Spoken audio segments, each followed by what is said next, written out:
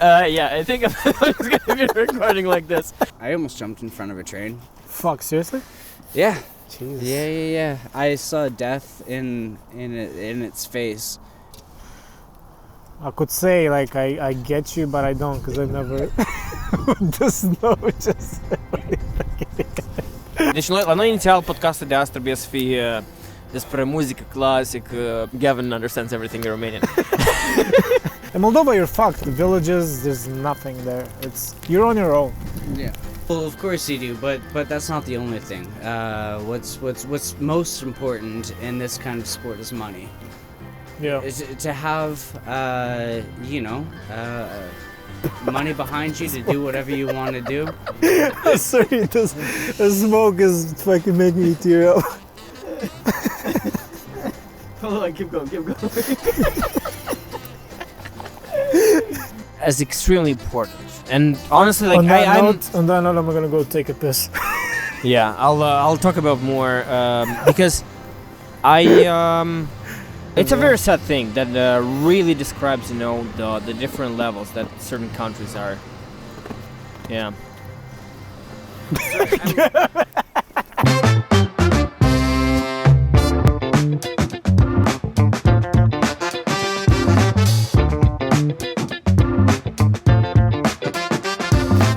Okay, we're gonna start Romanian just a bit.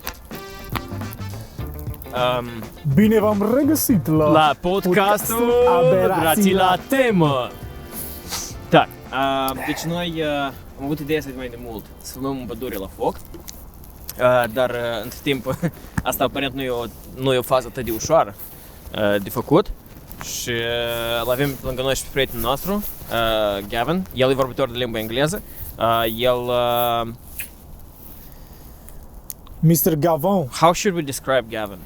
He's a... No, I mean, because he has again, this is not the only podcast we're going to do with Gaven. Asta nu e singurul podcast care să facem cu Gaven, pentru că merely an introduction. Da, e pur și simplu introducere. Gaven is a former figure skater. Can you consider yourself a pro? Absolutely. Yeah. So a pro figure skater. Who did tour with Disney on Ice. Apparently that's a big thing that no one gives us one single shit in our country. And that's the first time I hear about it. And the Western countries, they care about it. And after he came back from touring, he became I guess an executive in a English testing English testing center that tests people in English. Good job. The way you just follow the logic of your arguments is just amazing. It's pretty amazing. Yeah, I admire it, Dima. Okay, so we got a kickstarted discussion from here, I guess, and also I'm getting all the smoke in my face. Yeah, filming in the nature is not good for you. I mean, well, it's right. He doesn't smoke normally, so that's for all those years of non-smoking. No, this is 100 times worse than smoking. I mean, getting it's okay. Fire I think the wind is gonna change. It's fucking burning my feet. See, now it's going in deep. My. Asta e viața la pădure. Oh, Doamne. God damn it.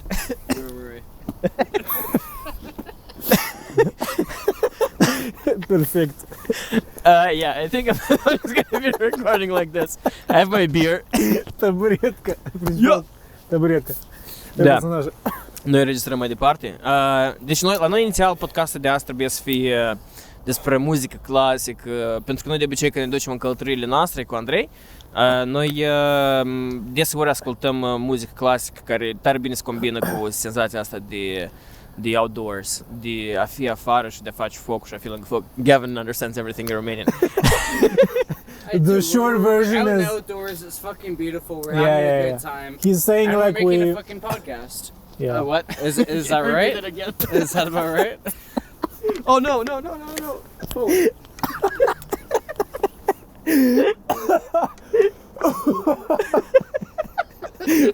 Băi, să răstat tot fumul în gură mi-a zbușit. Îți mulțumesc în altceva. Glumețul. Yeah. Dar noi foarte tare ne-am uitat la planul inițial pentru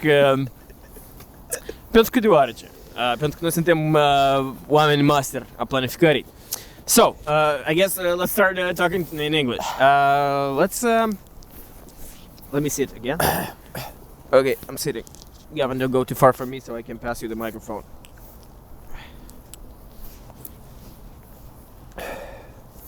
Andrei, you have your microphone on, so say something.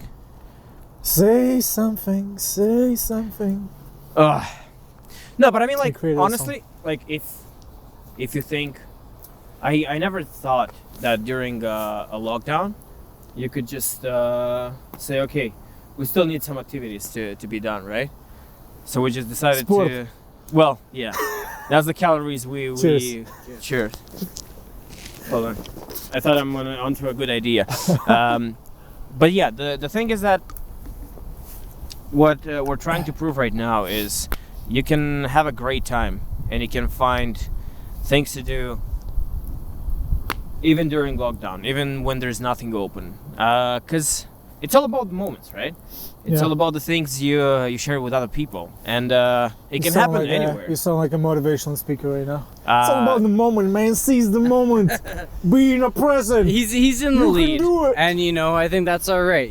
To be in the lead, someone's got to be in the lead. Someone's got to fucking Right. set a path for this conversation, and I think that's a great path to be on. Yeah, you know what? Let's- About actually, taking the lead. I'm actually curious, about your previous experience as a figure skater. Like how important is leadership? Actually, what does it give, especially in figure skating? Because you always think of the sport of the pair one. At least like back home, that's what we look mostly for, right? For the paired figure skating. And does it actually mean anything to be a leader in that sense or not? As in, like, literary context? Yeah, no, I mean, like, but what is actually giving it? Like, if you're a leader, right? Because when we're talking about partnerships, there should be a good balance, right? Because if you're not doing that, then the figure skating, whatever you're doing there, is never gonna really work out. But can you actually like be the leader in a pair and still have a very functional pair? Well, I never did pairs, so I mean, you can't really ask me too many questions about pairs because I haven't done it. But what I can tell you is that to be a high-level athlete, you have a team, and you have to work within your team to get the job done, right? So in skating, at least, you had the main coach, the choreographer, you got the dance coaches. And then you have your fellow competitors that you train with every single day, and all of these things combined actually make the perfect environment to succeed and to progress. But like when I talk about leadership, okay, so the pair skating goes out the window, at least this argument. But when you're yourself and you're talking about like this, having this huge team, or like big team of different people, like when you actually take leadership in the sense of like being creative and going further than what you practice and further than what you plan with your team, is this when you would say you would get the most reward in terms of performance and such? Well, the thing is about figure skating, and especially not being a pair, is just being a single skater, is as much as you have a team, it's not a team sport, and that's why I fucking love it. You know what I mean? Like, I don't like relying on other people to get the job done. It's only you and you alone that can get the job done at the end of the day.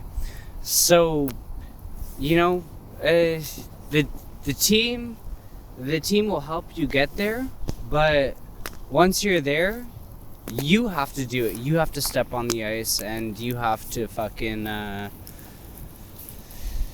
do what you do, and make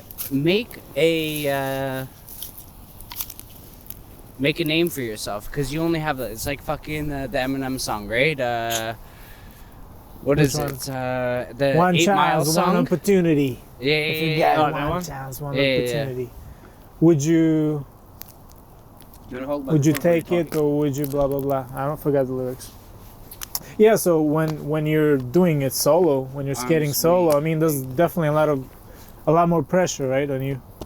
Because if you fuck up, you can't blame it on like teammates, right? Like in some team sport.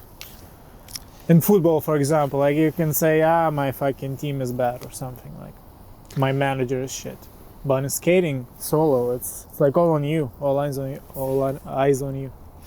It's true. I mean, at the end of the day, you can still fire your team. You can create a new team. You can go to a new place, a new training atmosphere. You know what I mean? Like, there's always options. You can always fire people. You can always make different moves. This is the same thing with all of life, really. But at the end of the day, if you feel like you have a good team, it's not the problem. You know, if you do bad, the team's not the problem, it's you. You know, you're just not good enough. And that's what I realized at like 18, you know? Like seeing some other competitors like rising up that were like 5 years younger than me and stuff. I said, fuck that shit. Why? And even now, and I see how the past has gone, and I see these colleagues of mine, fellow athletes, and they've done their course, they've gone to the Olympics, you know what I mean? Yeah. But like even so, it's like, well, what now? You know, and then so a long time ago, I kind of saw that, and I kind of wanted to get out of it and just try something else. What scared you? Was it because you felt that the only way to get good at it is to like be completely obsessed with it, right? Like you can't do other things. You got to be like all in, right? Well, of course you do, but that's not the only thing. What's most important in this kind of sport is money. Yeah. Is to have money behind you to do whatever you want to do. Sorry, the smoke is fucking making me tear up. Hold on, keep going. This is fucking gold. This is golden. Yeah, you need money, obviously you need money. But you mean by like sponsors, right?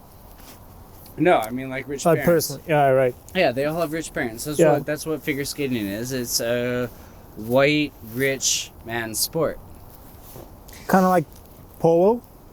Like the horse game? Yeah, fuck, curling probably too. But a lot of the things you're saying, these are things actually that you can definitely apply in other fields, and I feel like that's what shaped you in what you're doing right now. You know, all of these experiences. They do you think they definitely enhance the way you manage your team in your role right now?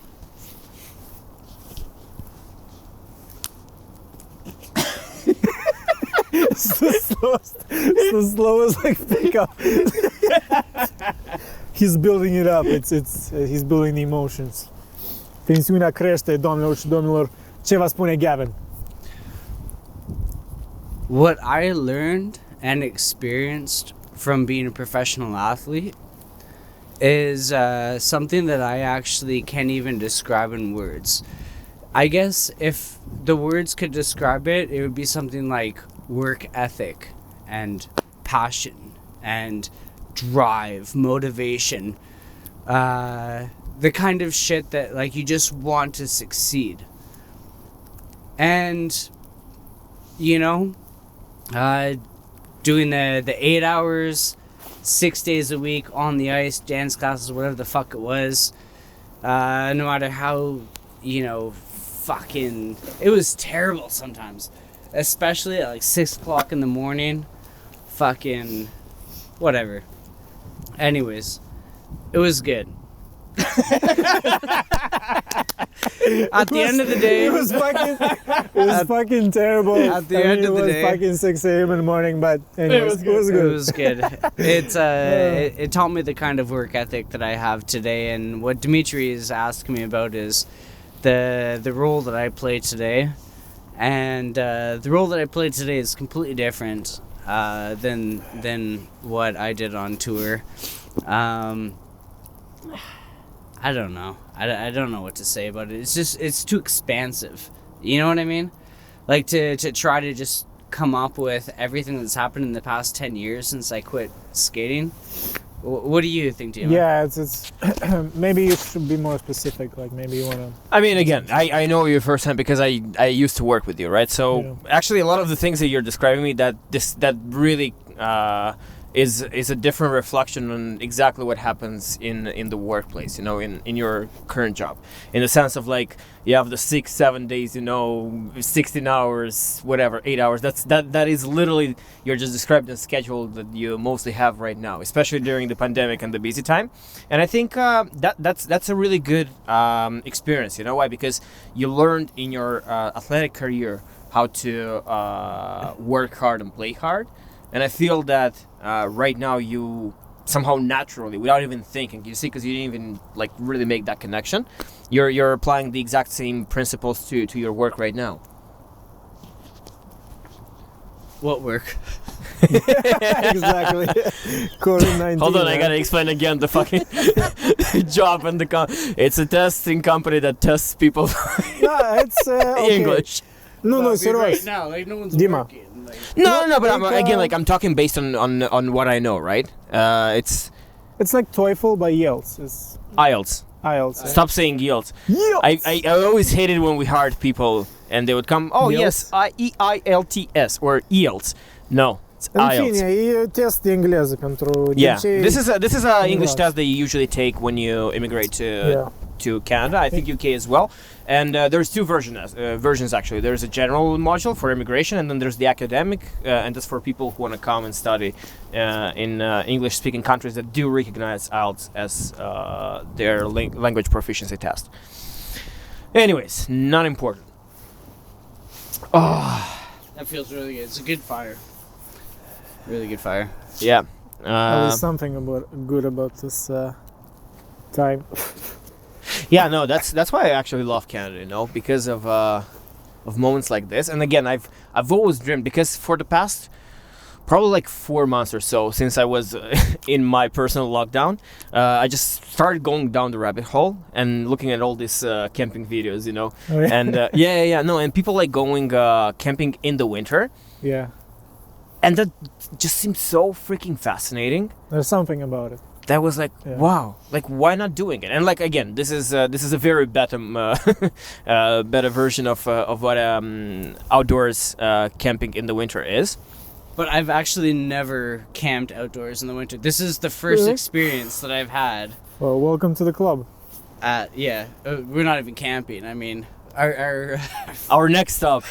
No, but our next podcast actually is going to be like a proper podcast with in. What do you mean? well, This is a proper podcast. No. I mean like the one that It's we're the gonna do. properest We're gonna do at the podcast ever. cottage. The one we're gonna do at the cottage. Yeah. But we don't want to spoil too much because getting there is gonna be part of the fun. What we should do is leave this until after we create that and make this a prelude. No. That's the thing. I mean, we just talk about whatever. It's it doesn't matter. I kind of want to talk about the whole year, to be honest. Like, how I it's mean, been. just in terms of releasing this one after the one at the cottage, right? Because then we're talking about going to the cottage, No. but we haven't done it yet. Yeah, but that's well, the point. that is exactly we're setting. the You know, point. we're setting ourselves We're setting it up. that we have to do it because otherwise, like we have no more excuse. Otherwise, yeah, it's like kind of hypocritical Yeah. talking about No, it. obviously, for sure. Anyways, what do you guys think about this whole fucking year? It's almost over. What? How many days? 4 days left. Yeah, it's it's over. December 27th. Yeah, I can't believe somehow this year really went by so fast. And I mean, I've accomplished certain things, but it feels like it's such a wasted year. And the weird thing is, I always remember, even since I started working in the corporate world, back when I was working back home in Moldova, every single company at that point, and it was 2014, every single company had the Vision 2020. Every single company had Vision 2020, meaning that where they want to be in 2020. Yeah. And it's funny, this year just scraped all of those plans. All of those plans were just like Fucked everything completely over, for fucked sure. up, shuttered, and now people need to need to adjust. You know, it's really the new normal. That is the word that actually scares me the most. It's the new normal. How do you think? Like, what do you see the new normal? At least from your perspective, from your own perspective, personally and professionally. Hold it. Well, the problem is this is changing on a daily and weekly basis at this point, and what I can tell you about my own personal experience as of this week, as of today, is that I have an automated email set up to basically lay off about 150 employees. And these employees, the company has spent a lot of money and a lot of effort, time invested in hiring these people, making training the right them. choices, Yeah. training them. Yeah. And this isn't even the first round. This is the second round. As soon as I heard about the layoff, I got rid of 150 of my staff right off the bat. Like, it's the kind of thing where a lot of businesses are not going to make it, and it's going to be cut and die situation, and survival of the fittest, and luck. I think luck is really underrated. Definitely. I'm a big believer in luck, and just you keep your spirits high, and if you think you can make it, you'll make it. Yeah, but there's only so much you can do, right? Like, there's only so much you can control. True, but like I've been on the streets many times in my past, like I've been at the rock bottom so many times, but the problem with this particular scenario is how far I have to fall, and that's the part that fucking gets me, And I think it's the fact that it's dragging so much, right? Like, it's just the uncertainty of it, Andrei, right? stop crying. It's No, whatever. the smoke, man. Not because of the smoke. I think It's because it's sad. It's just sad. we can all cry here. I wish we can do a close up to your face. No, because literally there was one tear just like dropping. I saw. I wasn't gonna say anything. I'm just trying to, I'm training on my acting because I want to be an actor. That's why. I think we acting started right now is booming. Like, COVID-19 times is just filming everywhere. It's just... Get in line, bitch. Yeah, exactly. No, but seriously, like, it's the fact that it's dragging so much, and you don't know where the fuck the end is, right? It's not just a crisis that, I don't know, lasts for like maybe 3 months, but no, it's like almost a whole fucking year since we've heard about it, right? And I remember, like, was it December? Last January, right? The first few cases in Wuhan or whatever. It was November. It started in November. It was November. November, It yeah. was November. But I remember, like, maybe by like December it started to get more serious, or maybe January. And I remember, it's just a thing, whatever. And even the World Health Organization, they were like, it's just a local Chinese thing. Like, it's not gonna spread. It's not very spreadable or whatever. Like, you don't need to wear masks. Then, like, 2 weeks later, different info. 1 month later, different info. And then it all went downhill from there. And it's just the fact that it's so long, right? It's just, it's like low-level kind of crisis. It's not obvious in your face. I just feel like random people like you and I could handle the situation so much better. Yeah. No, it's true. Then someone that, I don't know, fucking owns a huge company or something, right? Like, what do? Or we were talking about it in the previous podcast Prietenul, when we were talking about cinema, right? Like Cineplex, the biggest chain of cinemas in Canada. The deal was almost done for them to sell it, right? Right before COVID, to sell it to like a bigger... Cineworld. Yeah, a bigger... The second biggest cinema owner in US. And then COVID happened, and then they're fucked. Now they're like almost, not going bankrupt, but they're in a crisis. Again, they're very close to that. Close, right? Yeah. So it's shit like this. I'm not even mentioning like the restaurants and the hotels. That's the businesses that suffer the most. even in our country, Moldova, right? I don't know. Do you have any friends like in Moldova that? I do have friends that are restaurant owner, and I see like they're still working, and because again, Moldova is in a very different place than Canada is, because no one in Moldova would ever give you unemployment insurance and pay for 75% of your salary and other things that Canada has done for businesses and for individuals in the recent time. But the thing with again with COVID is what it shows me though is how fast people are adapting. You know, I don't remember exactly where I read it, but I remember someone, or I don't know, someone famous probably said it, that people need about 2 weeks to get adapted to certain things. And honestly, I can tell you, 2 weeks. Yeah, about 2 weeks. I mean, not someone famous. It's a psychological research, and that actually makes a lot of sense because I remember how I was easing into it, you know, as new measures kept coming up. I remember just when I again, same as you said, when the pandemic just started, and it wasn't yet a pandemic, it was just an epidemic. Yeah. Everyone was like, okay, I guess it's not going to touch us, especially here in Canada because we're so far away from everyone else. Yeah. And then as news started coming in, and as WHO updated their status to pandemic. I think once it hit Italy, I remember Italy. Like no, that's the funny thing, because when I hit Italy, I was actually that's so funny. Oh, Italy, yeah. I still could not believe it. And then it was intense. And then it was just 2 weeks later, and that's it. It got to Canada as well, and that's when I realized, okay, oh my God, what are we gonna do? Like I was really concerned about my livelihood and everything. And then as time started passing by, I got adjusted. Like we started like making our own activities, you know, even in lockdown, just like taking kayaks, going on the biggest lake that this province has. Well, no, actually Lake Superior is the bigger. Superior. Well, Ontario. But yeah. Close enough. Yeah. The kayaks were definitely... we started adjusting ourselves to the situation, you know. I guess every single person started to create their own new normal.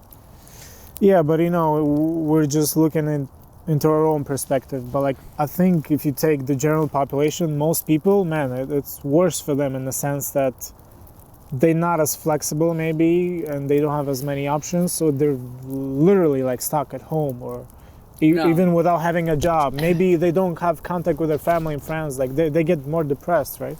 There's always options. You can if you don't have any kind of, you know, transportation like a bike, rollerblade, skateboard, whatever it is that you like to do, you could always go out and walk. And doctors say that's the best exercise you could possibly do anyways. Just go out for a walk, you know?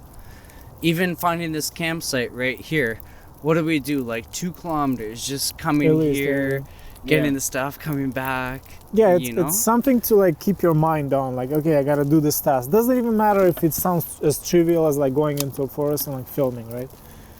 You gotta get the blood flowing, feeling good. Like you gotta like create purposes, you know. And it also expands, you know, your imagination in the sense of what you can do. Definitely. Like, again, I wasn't that sure that buying a inflatable kayak would be a great idea. But then once best fucking idea of 2020.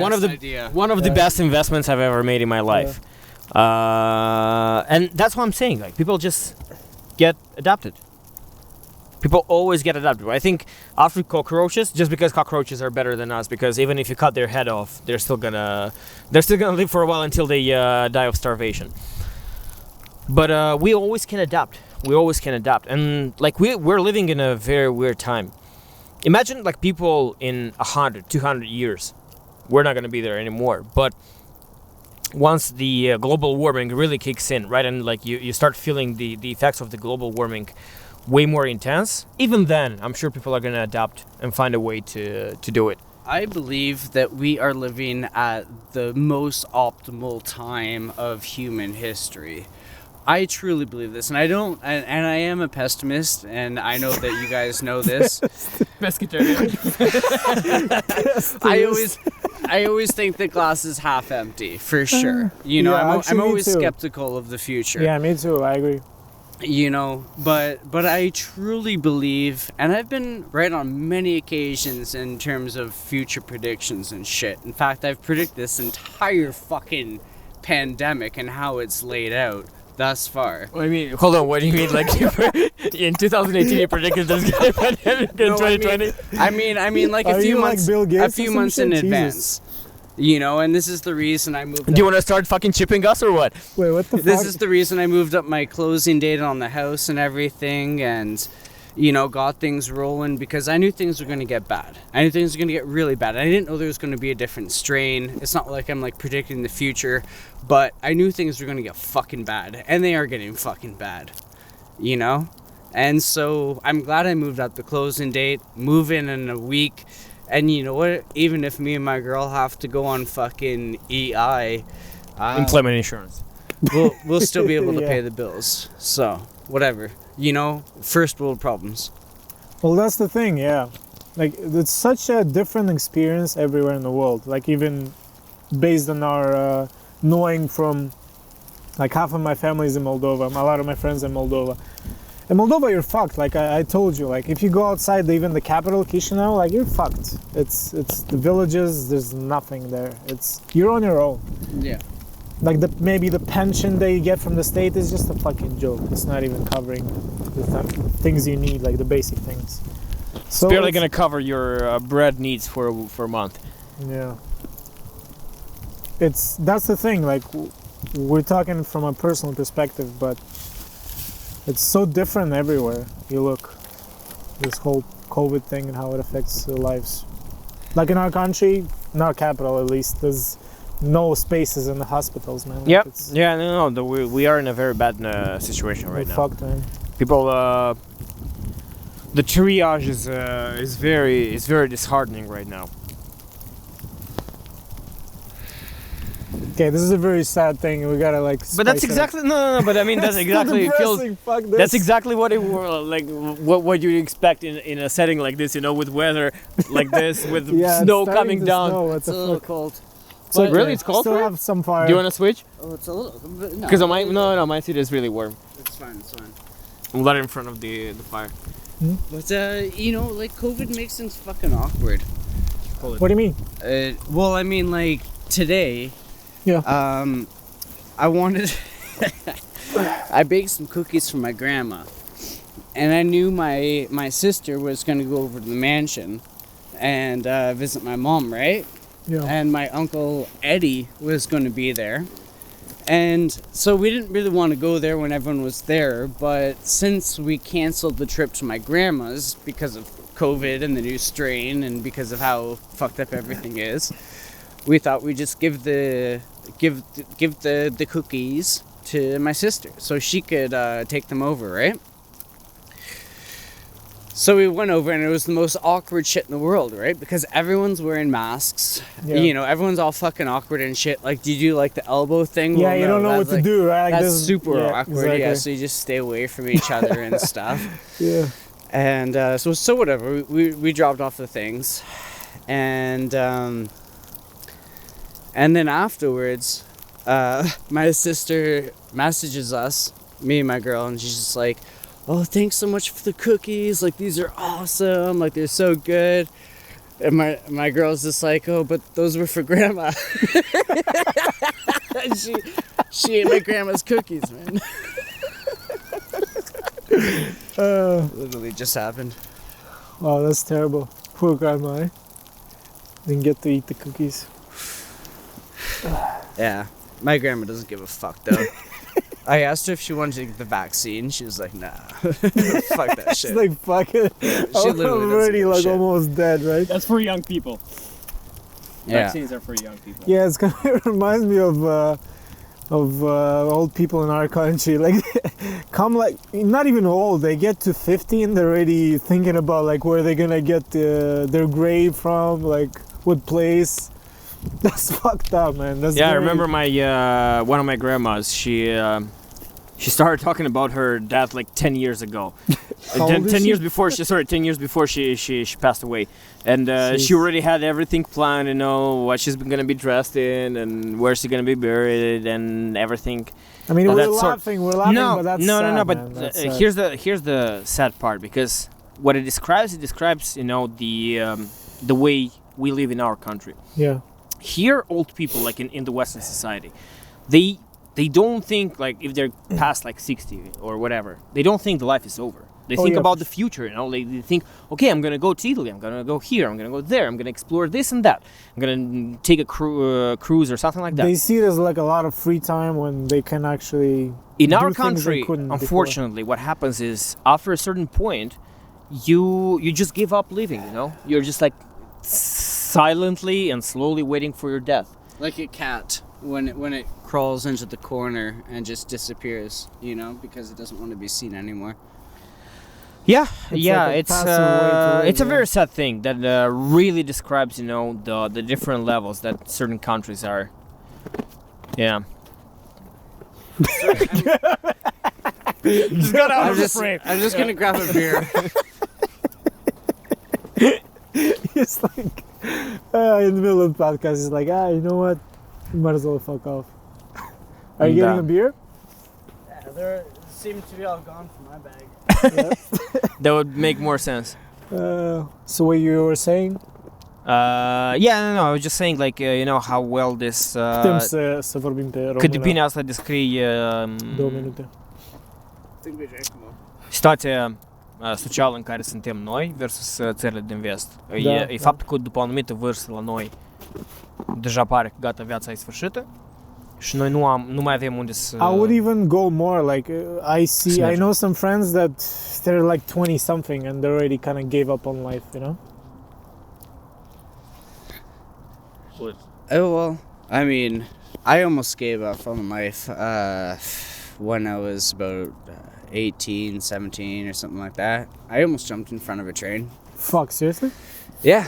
Jesus. Yeah. I saw death in its face, in its true form. Just a complete loss of everything. What changed your mind not to jump? My mom. You know, I just didn't think I could do that to her. Fuck. So, that's it. Yeah. Yeah, I could say like I get you, but I don't, because I never just know just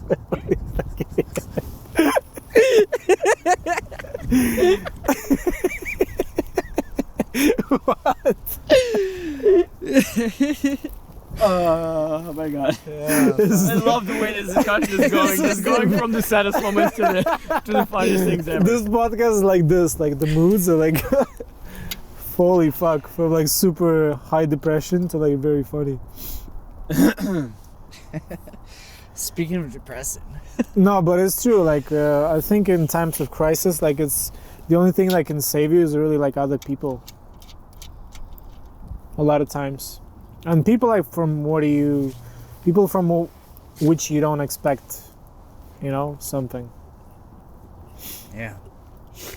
Because especially with our like very individual life, at least here in the West, it's a more individual life than in the East, you know, and we kind of we have this pride on our self-reliance, and you can't be self-reliant all the time. It's impossible, right? You need other people. Like, we're social animals, obviously. Yeah, but you see, that's the thing, because here in the West, it's not the same as it is back home. Like, back home, the social ties are way more important than I feel they are here. Yeah. I remember that one of the families that I knew, they're like, so the kids are really old. I mean, they're like, well, not really old, but I mean, compared to us, they're like 60, 70. And they all came from a Russian-Polish family. And I thought of like being second generation, so their parents being still ingrounded or like having roots, you know, in their own cultures, Russians and Polish. They would pass, you know, that to the kids of like this really close family ties. But somehow the Western world somehow changes this and cancels this in a way that I cannot understand, because when I saw those people, of course they're still caring and they're still taking care of their parents and so on and so forth, but it's not this it doesn't have the same level of warmth and closeness that I find back home, you know, that I find in our culture. And I mean, I understand that, like, to a certain degree you have to be an individual and you have to live your own life, but there's nothing more important than family. There is absolutely nothing more important than family, because at the point, like, if you think about the worst case scenario, the only people that you want to rely on are always going to be your family.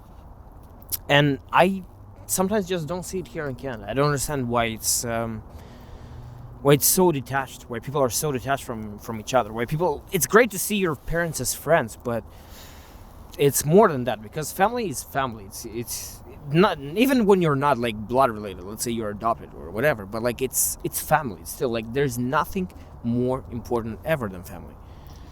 I think family extends a lot more than your extended family itself. You know, I think family is about the friends and the people that you know in your life. You know, and you distracted me with the whole fucking thing, man. No, keep going. I was literally about the fucking. That's what Andre does to me all the time. Yeah, God damn it. It's No, I agree. It's not just you are a true Westerner. You are a person who was born and raised in this society. Exactly. And, like, how do you view this? You know, the closeness to your family. Like, do you see it more distance, more like friendship, or it's actual like family is something that trumps everything else? No, not at all. Because growing up, I wasn't really accustomed to seeing the rest of my family at all, and you know, like, the kind of feuds that you have with your siblings, like my mom had with hers, and so, like, I never really got to know my aunts and uncles very well on that side of the family. Not until I was, you know, an adult, and I thought it was weird almost that, you know, like, at that point in my life, you know, I was being urged to, like, connect to these people that, like, I didn't even know, you know, and on top of that, like, just as I did, my little cousin died, you know, and it was just such a fucking weird, fucked up situation, that, you know, like, obviously there's such a huge part of me that's just dampered forever. But then there's also this part that doesn't really think that I even knew her to begin with, you know? So family is a fucked up thing, but I think truly that family, you don't have to be blood related. You know, like, family is anyone. Family is who the people that you trust, people you rely on, you know, the people that keep you real. Yeah, I mean, there is not much to add to this. That, in fact, encompasses what you would think of close people. Cheers to that. Yeah.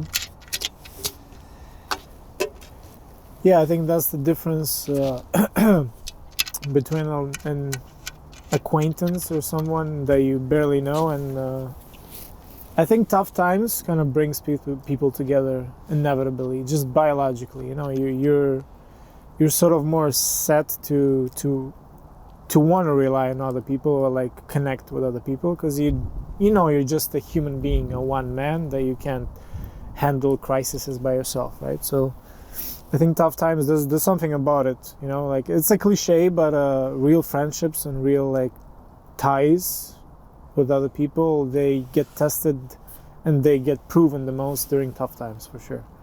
Because it's very easy to, like, I don't know, be on someone's side when they're very, you know, in their right state of mind. It's very easy. 'Cause what does it take? No effort. Yeah. But then that's always the thing. Like, again, I remember feeling this, grudge and not anger, but like disappointment, because when I moved to Canada, and to be honest, this was one of the first year of me being in Canada was probably one of the worst years I've ever had in my life. Because before coming to Canada, I didn't know what depression was. I thought that people that are depressed are some sort of weirdos, and they just don't know how to live their life. And then when I got here, and I was so disattached from the rest of the world, because I didn't know anyone here. I thought that my friends from back home are gonna fill up that void. And at some point I got really, really disappointed that I felt my friends, I was trying to talk to them because I had all this time on my hands, and they were never available, and so on so forth, and I got disappointed. I was like, what the hell, are these real friends, that like just leave you when you're alone and there's no one around you?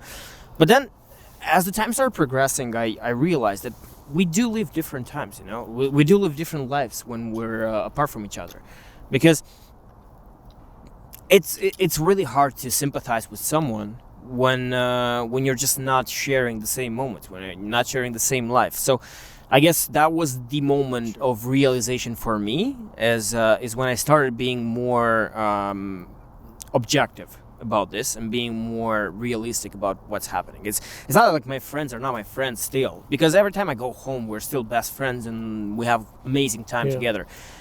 But you gotta understand that people can't live your life. They cannot live your life. And you have to be responsible for it. And I think this is probably, if there's one thing that I'll ever be grateful for when I think about my Canadian experience, is this, it's about realizing that you are on your own. Your family is always the closest thing that it is to you, but you don't have to have this expectations from other people. Like, you don't have to expect that other people will feel the same as you do, because everyone lives their own life, and that's an essential thing to learn in life, is to get rid of all these grudges, get rid of all this bed-blooded, oh my god, this person is not near me, this person is not supporting me, and realize you are responsible for your own life, and the way you set it for yourself, that's how it's gonna be. Yeah, it's very true. I totally agree with that. I had a similar realization too, like when I came to Canada. It's pretty similar to you, I guess. Tell us about it. Well, I don't know, I guess I was depressed too, for maybe the first year, maybe even more, to be honest. It's hard to tell, because when you're used to being down, or like being just meh, you don't notice it, because you don't know what's the other thing, right? Like, you're just in that state for a long time, so it just drags, and you think this is normal. So definitely, yeah, you have to start your life from scratch, basically, when you immigrate. It's mostly to do with like all the the document stuff, and like applying for universities and colleges. It's just formalities, but I'm talking about like human connections. You don't know anyone, you gotta start from scratch. You gotta get into circles of friends, but then you don't have the same experience as them. They're like Canadians, they were born here, they had the like North American college experience or whatever. It's very different than the experience back home. So you're trying to relate. Maybe you saw some movies and some like cartoons or whatever that they saw in the childhood, so you can kind of relate, but then at the same time there's a lot of inside things that you're never gonna get as close to those people, So I was always wondering about that, like, is it realistic to build like a real sort of friendship with someone from here, like coming from my like an immigrant experience, right? Like, it's hard to say. I guess it depends on the definition of friendship, and like how do far you view does it that go. as a person that is locally based and Canadian born and bred? Yeah. Well, and not only that, I think that my experience will really tell for itself, but it's the fact that I have traveled to so many different countries and have met so many different people from around the world, and had a beer with them, you know, like had an experience with them, whatever it was, like had many experiences with many people around the world, and it's been great. You know, I think that the more that you can expand your family and your love for other people, I mean, this is all it is. Like I said, it's not about your bloodline. It's about the love that you feel and that you spread around the world. Like, that's the most important thing. Yeah, there's something about like going outside, like touring, right? Like just being a tourist. It's so different, you know. Like there's different sides to it. There's negative sides to it. Like I remember when I went to Barcelona, like the locals kind of, man, they were pissed about tourists. There's just way too many tourists. Like it's sort of an obsession with, especially in Europe, it's been like a boom of tourism because cheaper flights and all that stuff. Yeah. So there's a little bit of frustration from the locals I can feel, like in the main cities like Venice, Barcelona, Prague, and all that stuff. But there's something to it. Like one of my best memories is definitely when I was like when I was in a city for like a few hours or like a day max. You know, I remember when I went to Berlin for like, I had like 6 hours to see Berlin. It's like not enough, but I was trying to like run back and forth, and there was something fun about it. Like, you know, it's knowing that you're not gonna not living there, and knowing that you can experience something, and you can talk to like a stranger and not worry about like seeing him again or something like that. You know, there's something liberating to that. You know, you're more real in that moment because you're not expecting anything. You're just giving away kind of your attention, and you're just spending that time in a most pure way. So there's something about tourism. Obviously it doesn't change your life. You're gonna, at the end of the day, you're gonna get back home and get back to your old job and your old relationships, but there's something unique about like being in that moment where you know it's temporary, but it's so true, you know. Yeah, but you know, here's the thing, because through my job and the trip that we did this year. Yeah, we did the Trans-Canadian, Dialungul Canadian yesterday. Cross Canada. Cross Canada. I've always wanted to do that. That's amazing. Yeah, and we did it by car. It took us, man, like 3 weeks. I mean, we did 3 weeks. And it was over 10,000 kilometers back and forth. 10,600 kilometers. I remember that for sure. Yeah, that was a lot. But here's the thing. I remember, like, because through my travel experience in Canada and through my work, I did get to travel a lot, especially within this province. And there's a very different experience when you travel in Canada versus when you travel to Europe. Because in Europe, somehow, even though all those countries are very different and very individualistic in their own way, they have their cultural norms and so on and so forth, I always felt like I was in a way home, you know. In Canada, it's not like it's just like it's a different city. It's just another city. In Europe, it's very different, and that's why for me, originally we were supposed to talk about classical music and the example that I wanted to bring was the concert in 1988. It was the Christmas concert in 1988, right after the fall of the Berlin Wall. Mm-hmm. That was conducted by Leonard Bernstein, which is one of the biggest conductors and a composer as well of his time, the 20th century. This was a very different breed of a person. Like, he was the first one to start a TV show in the 60s and explaining classical music to just regular people, you know, in a very nice way. And so, but like for me, why I wanted to get to this is he did a concert in Berlin for Christmas after the fall of the Berlin Wall with an orchestra composed of musicians from all over Europe, from Soviet Union, from West Berlin, from East Berlin, from other Western European countries. And he probably decided to get one of the most touching and the most important composition in terms of classical music for Europe, which is the Ninth Symphony of Beethoven. and probably everyone knows the fourth movement, which is the Ode to Joy, which is the anthem of the European Union. And again, I've listened to the Ninth Symphony in very different interpretations, and honestly, I've heard better interpretations than that. But the emotional value of that concert is, even to this day, whenever I think about it, whenever I listen to it, I listen to this quite often, especially around 9th of May, which is the Day of Europe.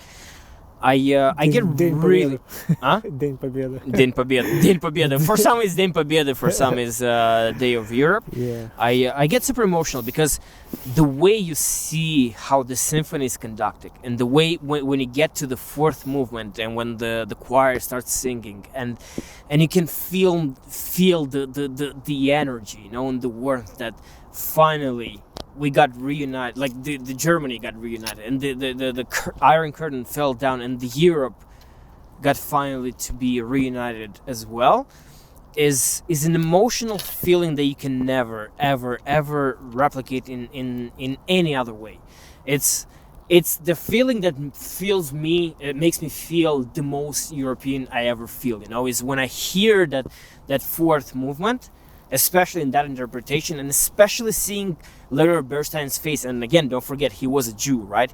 He was a Jewish person who came to Germany, a country that decided to, with a crazy person running it, decided to exterminate a large population of Jewish people. And you listen to it, and you see his face, and you see the musician's face, and you realize that's exactly what unity means, that like you feel it, you get to the moment where like I feel my, like when you have that knot in your throat, exactly, because you feel that's what it is, that's what it means to be a human. It's this unity. It's not about the individualism, it's not about being the best, it's about being together, it's about this unity. It's feeling the same thing at the same time, with other people. There's something about it, And not even explaining it, it's just feeling it, Well, that's what's been so difficult about this pandemic is honestly, I think I said this earlier tonight. It's isolation. I went to go visit my sister, but not really, just pass off a gift to my grandma, you know what I mean? But because I went there was some family members there, and so it's just so fucking weird, you know what I mean? Like, what do you do, like a Japanese, like, oh, yeah. or like do no you touch, an awkward wave? Yeah, or you don't know how to readjust. A big eyebrow thing, like nice to say, yeah. But I mean, it's really fucked up, right? Like, it really makes things really awkward these days. Yeah, and you didn't notice that before, like how important that physical touch is, like that, just physical contact, like a little tap on the shoulder or like a little hug. It matters a lot, to some people. And here's the thing, because human beings are a shitty fucking breed of animals, that we always forget about the bad experiences. We always look forward to the good ones. But if there's one thing that I hope is gonna come out of this pandemic, it's not that people should be nice to each other and all this fucking bullshit. I don't believe, because people are people. They're gonna think about their own asses. Self-interest mostly. But what I really hope is at least people are gonna see, the closest individuals to them and the closest people to them as extremely important. And honestly, like on that note, I'm gonna go take a piss. Yeah, I'll talk about more because I've lost all my grandparents, and I was extremely close to my maternal grandmother, and especially since the pandemic started, I realized how much I miss her, and how important it is to be grateful for every single second and moment you spend with your own family. And that's, again, I don't want to be a preacher or anything, but I always want to tell everyone, just enjoy the moments of your family while they're still alive, And your family is much more than what you think your family is. Your family is everyone that you love, everyone that you think of. You know, family is absolutely everything, and I think about like the Fast and the Furious. You know, like when they're talking about family around the barbecue and shit. But like honestly, that's how I feel it is. It is. It doesn't matter who your family is. It doesn't matter what they're blood related. It's like it's those people that like make you feel good inside. You know, and that you wanna fucking have a barbecue with, or a fucking fire in the middle of nowhere. Come on, this is such a good experience. Though. Yeah, it's all good. And what we are going to do is we are going to have another podcast session, but it's actually going to be a lot better. And it's going to be in the middle of fucking nowhere. Yeah. It's going to be at my cottage. Yeah, I love your cottage, man. Even though it barely holds, like, I remember last time. It's like oh, shit. My light turned off. There's literally... Oh, is the phone on? Yeah, off? no, yeah, probably. I don't know. Wait, I got to check. Hold on. I'll Gaven? check out. Yeah.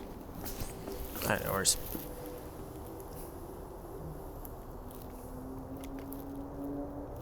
The fuck? Start Probably off. Yeah, whatever. Yeah, that's it. That's fine. I wish I knew how long it filmed. That's fine. Wow, guys, we went over an hour. Yeah. Okay, high сторону камера. Yeah, I think mine is done too. Really? Yeah, I think we only have the GoPro. Is it still yeah, it's still running. Okay, let's go on the GoPro and record the last bits. Okay. The closing remarks. So, well, I guess well, again, don't forget this filming is a very experimental filming that we've ever done. I think 2 phones are already dead, so we only have 1 more camera. But yeah, I think that's exactly what we planned, you know? That's exactly what we planned. It's just having a no plan trip to a forest, record, and just be as real as possible. Yeah, and to be honest, the timing is perfect. Like the fire is almost done. Yeah, no, honestly, I didn't plan this. I wasn't expecting this. But honestly, it's best when it's unexpected. Yep. You know what I mean? Yeah. And you just speak what you may. It's more real because real life, like real normal day-to-day stuff, it's mostly... That's exactly how it happens, you know? Yeah, you adapt to stuff. Well, this is the best part, the best part I find in life is the spontaneity of things. You know what I mean? Like, it's just things that you don't know are going to happen. You just get out of bed and you're like, oh, okay, I'm going to take a walk. And then on your walk, you see like 15 prostitutes that are just like, do you want to have sex or whatever? And this is like, yes, this is exactly why I got out of bed today. You know? And on that really great note, That note, a very I think inspirational we note. we'll end it. Thank you so much for watching us. Mulțumesc de urmărire, sper că ne-ați înțeles. Subscribe, share și toate restul lucruri care oamenii din YouTube le spun. Mulțumim mult! Și eu sper că 2021 will be a better year than this fucking shitty year. Let's hope that 2021 is going to be better. True team player. Okay. Wow, guys, we did good. Pretty good, yeah.